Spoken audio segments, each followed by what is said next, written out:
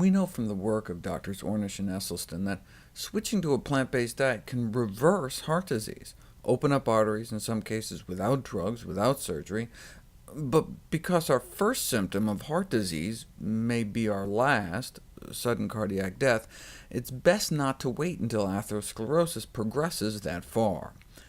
To predict the risk of dying from a heart attack, sure, we can measure risk factors, such as cholesterol levels and blood pressure, but wouldn't it be nice to actually see what's going on inside our arteries before it's too late?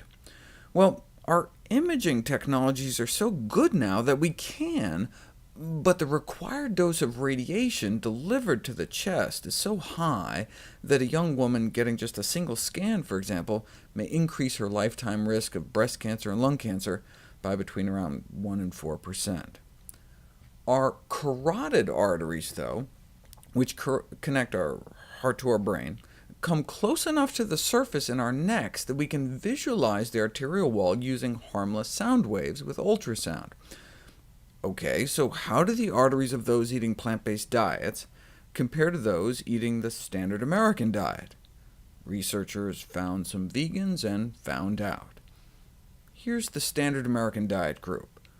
This is the thickness of the inner wall of their carotid arteries, where the atherosclerotic plaque builds up, considered a predictor of all-cause and cardiovascular mortality.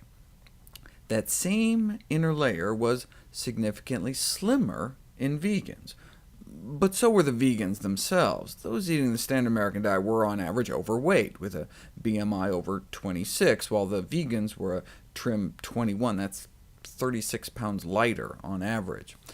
So maybe the only reason those eating meat, eggs, and dairy had thickened arterial walls was because they were themselves overweight. Maybe the diet per se had nothing to do with it directly.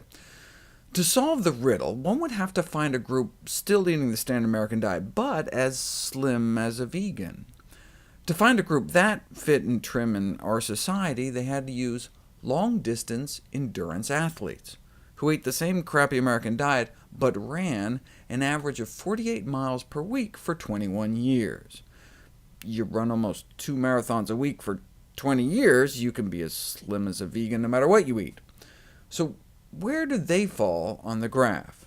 Both the vegans and the conventional diet group were sedentary, less than an hour of exercise a week. The endurance runners were here.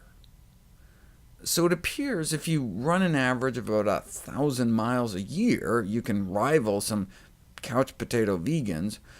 Doesn't mean you can't do both, though, but it may be easier to just eat plants.